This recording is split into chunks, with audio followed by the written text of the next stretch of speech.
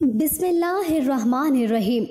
Islamic insights میں خوش آمدید ناظرین۔ آج کی ویڈیو میں ہم آپ کو حضرت ام معبد الخزائیہ رضی اللہ تعالیٰ عنہ کے بارے میں معلومات فراہم کریں گی، لیکن ویڈیو شروع کرنے سے پہلے ہمارے آپ سے گزارش ہے کہ ویڈیو کو لائک کر کے ہمارے چینل کو سبسکرائب کر دیجئے۔ دوستو، اللہ کے نبی کریم صلی اللہ علیہ وآلہ وسلم نے غار ثور میں 3 دن قیام کے بعد پیر کی صبح مدینہ منورہ کی جانب کوچ کا فیصلہ فرمایا۔ سیدنا ابو بکر صدیق رضی اللہ تعالیٰ عنہ کو تیاری کا حکم دے دیا گیا۔ ان کے غلام عامر بن فہیرہ رضی اللہ تعالیٰ عنہ اور صحرائی راستوں کے ماہر عبداللہ بن عریقد حضرت سیدنا صدیق اکبر رضی اللہ تعالیٰ عنہ کے گھر میں پلی دونوں اونٹنیاں لے کر علی الصبح حاضر ہوئے۔ کیوں 4 افراد پر مشتمل اس مختصر سے قافلے نے ایک پرخطر سفر کا آغاز کر دیا۔ گو کہ عبداللہ بن عریقد مسلمان نہیں ہوا تھا، لیکن حضرت صلی اللہ علیہ وآلہ وسلم کو ان پر اعتماد تھا، اسی لیے اجرت کے عوض راستہ بتانے کی خدمت پر مامور تھا۔ اس نے رسول اللہ صلی اللہ علیہ وآلہ وسلم کی اونٹنی کی مہار پکڑی اور مدینہ منورہ کے مخالف سمت جنوب کی جانب یمن کے راستے پر روانہ ہو گیا۔ پھر اس نے بحر احمر کے ساحل کے قریب سے گزر کر ایک سنسان، انجان اور دشوار راستہ اختیار کیا جس پر عام طور پر سفر نہیں کیا جاتا تھا۔ گرم دنوں میں صحرا کے درمیان سفر کرتے ہوئے 2 دنوں ہی میں زیادہ راہ ختم ہو گیا۔ انعام کے لالچ میں سرگردہ لوگوں سے بچتا بچاتا یہ قافلہ وادی قدیر کی بیرونی گزرگاہ کے قریب پہنچا تو ایک بڑا خیمہ نظر آیا۔ یہ خیمہ ایک پختہ عمر کی نہایت باوقار، توانا اور باروب خاتون ام معبد کا تھا، جو اس راستے سے گزرنے والے مسافروں کی خدمت کر کے دلی سکون و راحت حاصل کرتی تھی۔ ان کا پورا نام و نسب یوں ہے: عاتقہ بنت خالد بن خلید بن منقد بن ربیعہ بن احرام۔ تاریخ میں اپنی کنیت ام معبد رضی اللہ تعالیٰ عنہ کے نام سے مشہور ہوئی۔ قبیلہ بنو خزاعہ کی شاخ بنی کعب سے تعلق رکھتی تھی اور ان کا نکاح اپنے چچا زاد تمیم بن عبد العزیٰ سے ہوا تھا۔ ناظرین، یاد رہے کہ نبی کریم صلی اللہ علیہ وآلہ وسلم نے خیمے کے قریب رکنے کا حکم فرمایا، پھر اونٹنی سے اتر کر خود بنفس نفیس خیمے کے اندر تشریف لے گئے اور فرمایا: اے معزز خاتون، ہم سفر پر ہیں، اگر تمہارے پاس کھانے پینے کو کچھ ہو تو ہمیں قیمتاً دے دو۔ ام معبد رضی اللہ تعالیٰ عنہ نے اپنے سامنے ایک نہایت حسین و جمیل اور نورانی شخصیت کو پایا، جن کے چہرہ اقدس سے نور کی کرنیں پھوٹ رہی تھی۔ قحط کا زمانہ ہونے کی وجہ سے وہ خالی ہاتھ تھی، لہٰذا اظہار تعصب کرتے ہوئے عرض کیا: اس وقت ہمارا علاقہ قحط زدہ ہے، واللہ اگر میرے پاس کچھ بھی ہوتا تو میں لازمی طور پر حاضر کر دیتی۔ مجھے آپ لوگوں کی میزبانی کر کے بڑی خوشی ہوتی، لیکن میں مجبور ہوں کہ اس وقت کچھ بھی پیش نہیں کر سکتی، جبکہ میرے شوہر بھی بکریاں چرانے گئے ہوئے ہیں۔ اسی گفتگو کے دوران حضرت صلی اللہ علیہ وآلہ وسلم کی نظر مبارک صحن کے گوشے میں بیٹھی بکری پر پڑی تو آپ صلی اللہ علیہ وآلہ وسلم نے دریافت فرمایا: یہ بکری جو اس کونے میں بیٹھی ہے کس کی ہے؟ ام معبد رضی اللہ تعالیٰ عنہ نے جواب دیا: یہ بکری بھی میری ہے، لیکن بیچاری نحیف و نثار ہونے کی وجہ سے ریوڑ کے ساتھ چراگاہ نہیں جا سکی۔ آپ صلی اللہ علیہ وآلہ وسلم نے پھر فرمایا: کیا یہ تھوڑا سا دودھ بھی نہیں دیتی؟ وہ بولی: یہ دودھ دینے سے قاصر ہے، اپنی کمزوری کی وجہ سے کافی عرصے سے دودھ نہیں دیتی۔ اس پر نبی پاک صلی اللہ علیہ وآلہ وسلم نے ارشاد فرمایا: اگر تم اجازت دو تو میں اس کا دودھ دہہ لوں۔ ام معبد رضی اللہ تعالیٰ عنہ نے تعجب بھرے لہجے میں کہا: اے اللہ کے برگزیدہ بندے، میرے ماں باپ آپ پر قربان، ویسے تو آپ کو اجازت ہے، مگر اس کے تھن تو کافی مدت پہلے ہی سوکھ چکے ہیں۔ حضور انور صلی اللہ علیہ وآلہ وسلم بکری کے پاس تشریف لے گئے اور اس کی پیٹھ سہلائی، سر پر ہاتھ پھیرا، اپنے دستے مبارک سے اس کے تھنوں کو چھوا اور پھر دعا فرمائی: یا اللہ، اس عورت کی بکریوں میں برکت عطا فرما اور اس لاغر و کمزور بکری کے تھنوں کو دودھ سے بھر دے۔ नाज़रीन, अभी कुछ ही लम्हात गुजरे थे कि बकरी के सूखे थन दूध से लबरेज हो गए। नबी पाक सल्लल्लाहु अलैहि वसल्लम ने एक बड़ा बर्तन मंगवाया और बिस्मिल्लाह पढ़कर दूध दोहना शुरू कर दिया। वो बर्तन दूध से भर गया, लेकिन थनों में दूध कम ना हुआ। आप सल्लल्लाहु अलैहि वसल्लम ने सबसे पहले उन खातून को दूध पेश किया जिन्होंने खूब सैर होकर पिया। फिर आप सल्लल्लाहु अलैहि वसल्लम ने अपने रुफ़क़ा को पेश किया। वो सब भी शुक में सैर हो गए। आखिर में खुद पिया और फरमाया, लोगों को पिलाने वाला खुद आखिर में पीता है।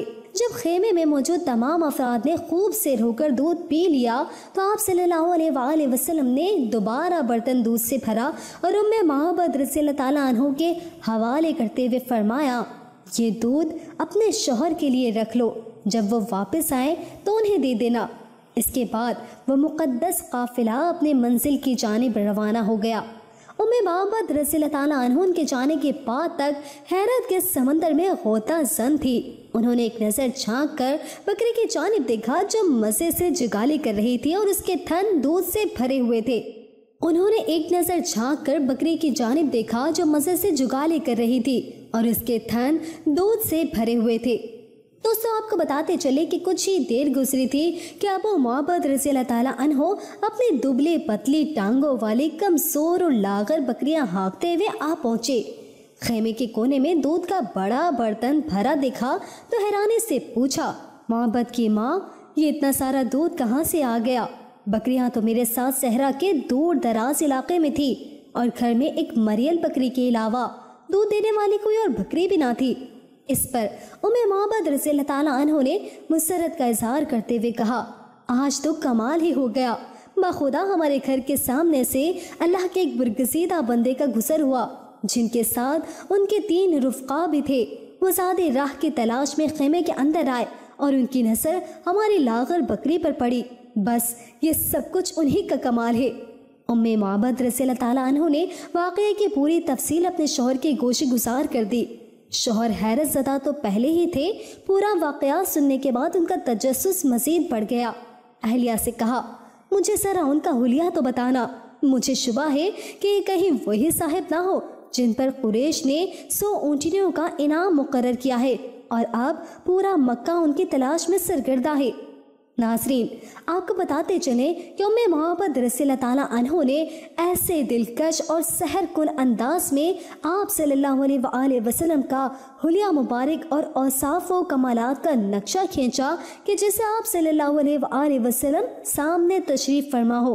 वो कहती हैं कि मैंने एक ऐसे शख्स को देखा जिसका हुस्न जमाल नुमाया था, चेहरा रोशन था, इखलाक पाकीज़ा थे, बदन भारी था न नहीफ, खूबसूरती और खुश अंदाम, आँखों में गहरी स्याही, पलकें लंबी, आवाज़ बुलंद मगर करख्त न थी, आँखों की पुतलियाँ बहुत स्याह और ढीले बहुत सफ़ेद थे, आँखों के कोने स्याही माइल थे, भवें एक दूसरे से बिल्कुल अलग थी और ना बिल्कुल मिली हुई, दरमियान में हल्के हल्के बाल थे और किनारे बारीक थे, बाल नहायत स्याह थे, गर्दन खूबसूरती लिए हुए लंबी दाढ़ी घनी थी, खामोश होते तो बावकार, गुफ्तगू करें तो पुरकशिश, जैसे ज़बान से मोतियों की लड़ी निकलती चली आ रही हो, बोलते तो आवाज़ गिरदो पेश पर छा जाती, कलाम शीरी और वाज़ेह, कम गो ना बातूनी,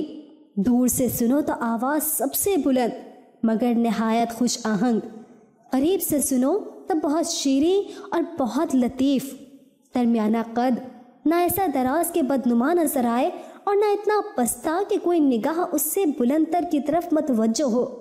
अपने साथियों में सबसे तरोताज़ा खुश नज़र थे, सबसे बेहतर कदर व मंजिलत रखते थे, रुफ़क़ा उनके गिर्द घेरा बनाए रखते थे, उनकी बात को बड़ी तवज्जो से सुनते और कोई हुक्म दे तो लपक कर बचा लाते थे, दुर्शरो थे और ना ही दुरुस्त कलाम।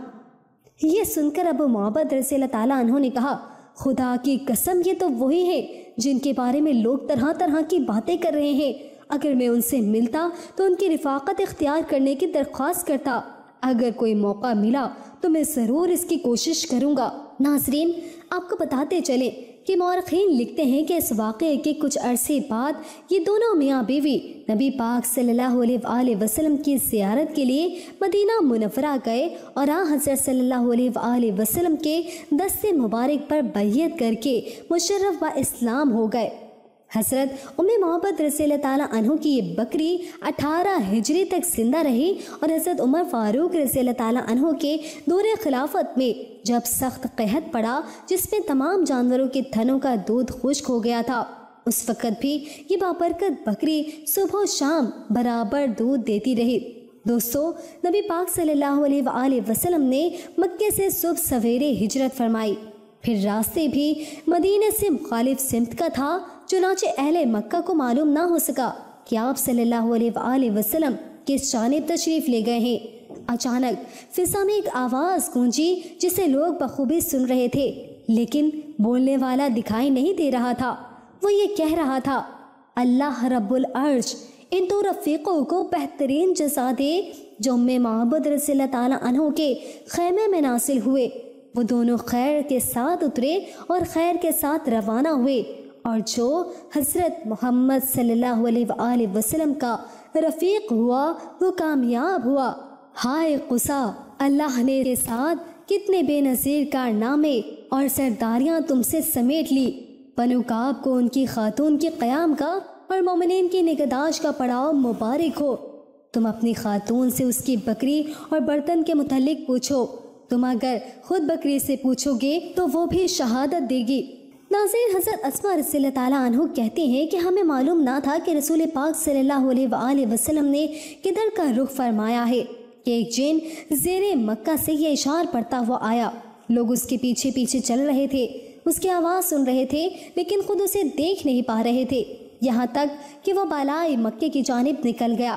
وہ کہتی ہیں کہ جب ہم نے اس کی بات سنی تو ہمیں معلوم ہوا کہ رسول اللہ صلی اللہ علیہ وآلہ وسلم کس طرف گئے ہیں۔ ناظرین، حضرت ام معبد رضی اللہ تعالیٰ عنہ وہ خوش قسمت خاتون ہے جو اپنی مہمان نوازی کی صفت کی بنا پر دیدار مصطفیٰ صلی اللہ علیہ وآلہ وسلم سے سرفراز ہوئی اور اعلیٰ مرتبہ پایا۔ یہ وہ خوش بخت صحابیہ رضی اللہ تعالیٰ عنہ ہیں کہ جنہوں نے سیرت طیبہ کی مختصر ترین لیکن جامع لفظی تصویر پیش کر کے سیرت نگاری کی تاریخ میں اپنا نام سنہری الفاظ سے رقم کروا لیا۔